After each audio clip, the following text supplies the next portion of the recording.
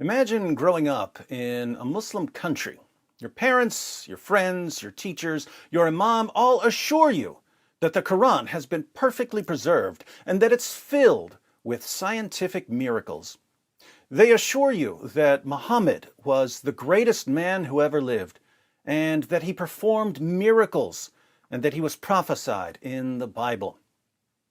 You believe all of this, you have no reason not to. And you're so confident in your religion that you become a devout Muslim cleric. Life is good. Well, as good as life can be in a Sharia-compliant hellhole, but there's one problem. There's one problem, one massive obstruction on the tracks ahead of you that threatens to completely derail the halal train.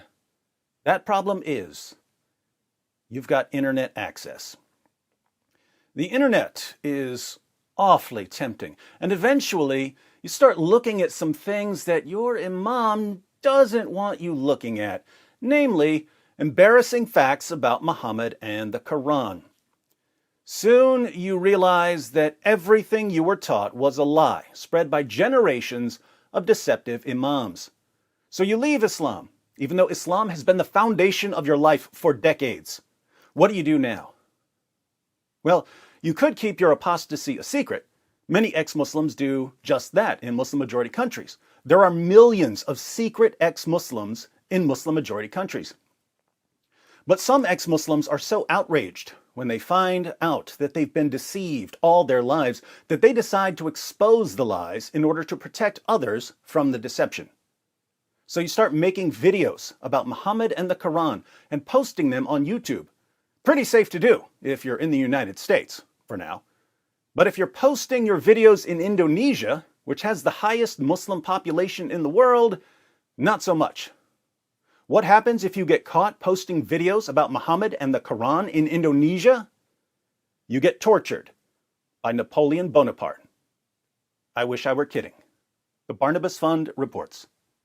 A Muslim background Christian in Indonesia was brutally beaten in prison following his arrest for allegedly insulting the Islamic prophet Muhammad. Muhammad Kace, who was formerly an Islamic cleric, was subject to what his attorney described as a murder attempt and torture in which he was forced to drink poisoned water and had human excrement smeared on his face and body. Kace was arrested in August 2021 for his YouTube videos which criticize Islam and its teachings. YouTube videos criticizing Islam and its teachings. I like this guy already. The prison attack took place in the early hours of August 26th. Among the attackers was former head of the Indonesian Police International Division, Napoleon Bonaparte, see, I told you, currently serving a 4-year sentence for corruption. Bonaparte subsequently confessed to the attack, explaining, "Anyone can insult me, but not my Allah, the Quran, the Holy Prophet, and the Creed of Islam. Hence, I pledge to take any action in a measured manner against those who dare to do so." Notice, his God insults other religions, and his book insults other religions, and his fake prophet insulted other religions. But if anyone insults his God, or his book, or his fake prophet, he's ready to get violent. Hypocrisy is the heart of Islamic morality. Kace's legal team, however, allege that prison officials also played a role in the attack and in an attempted cover-up. CCTV was disabled in the room where Kace was attacked, and cell guards were dismissed early from their duties. Sounds like this prison has the same guards that were supposed to be watching Jeffrey Epstein.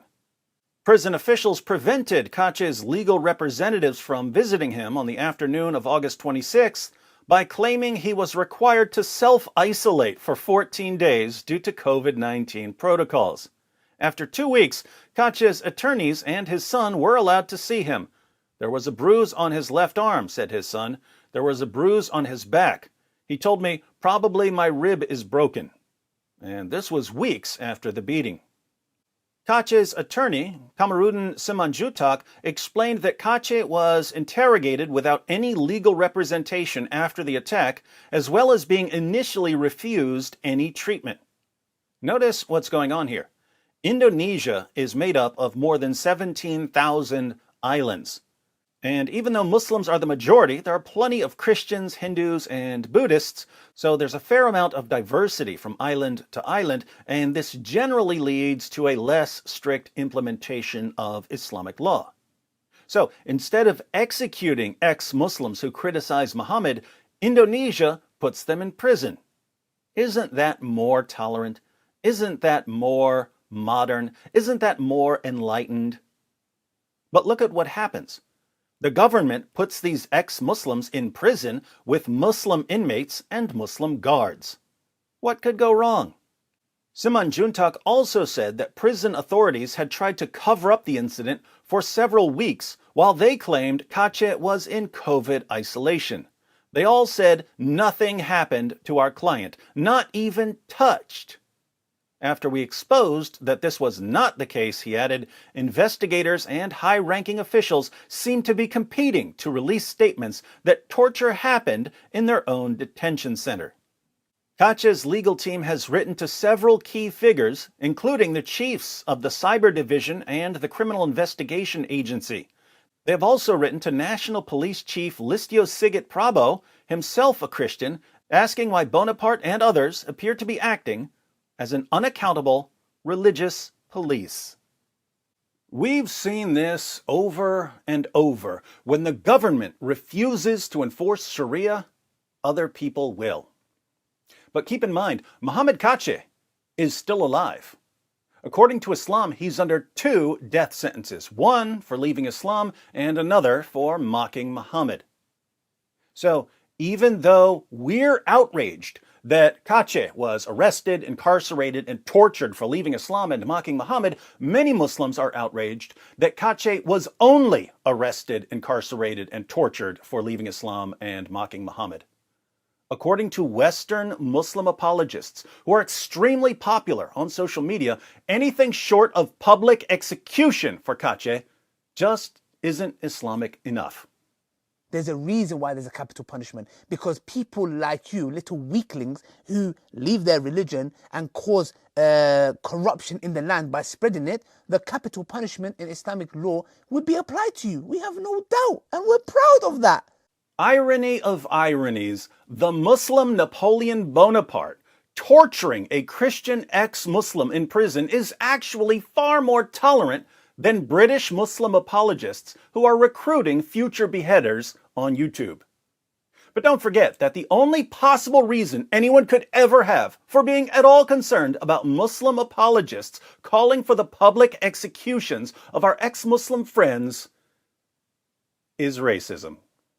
You're proud of that. You're proud of that. You're proud of that. It just backfired on you. You're proud of that. You're proud of that. You're proud of that. It just backfired on you. This is a part of our religion. There's a reason to it. Yeah?